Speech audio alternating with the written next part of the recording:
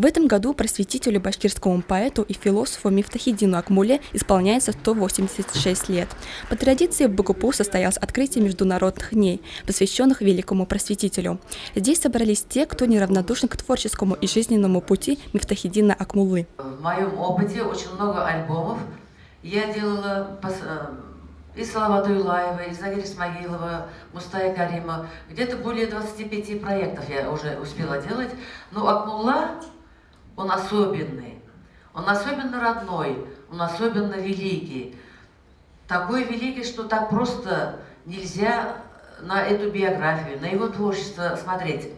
В рамках дня Мифтахиддина Акмуллы состоялись образовательные семинары. Так, на региональном семинаре по татарскому языку обсудили значение учебников и пособий по родному языку, а также опыт и проблемы, которые есть на сегодняшний день.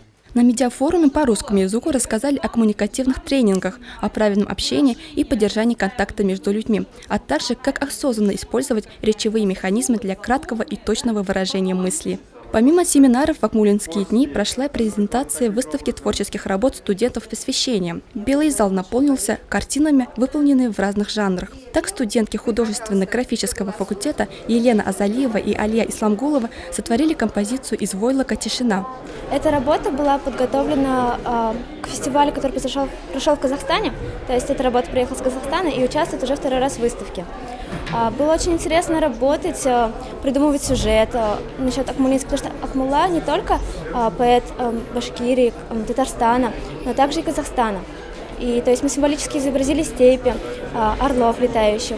Одним из центральных мероприятий международных дней стала конференция «Гуманистическое наследие просветителей в культуре образования», в рамках которой прошел круглый стол по кросс-культурному обмену в процессе изучения иностранных языков.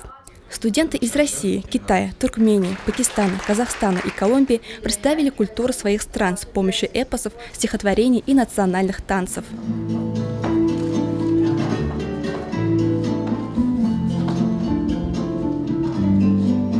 По традиции, начиная с 2006 года, БГУПУ становится исследовательской площадкой для обсуждения актуальных проблем гуманистических и просветительских традиций народов России, стран ШОС в сфере образования и культуры. Для 200 участников представили новые источники, связанные с биографией и творчеством поэта, которые станут базой для дальнейшего исследования его истории. В своих произведениях Акмулла призывает к борьбе с невежеством.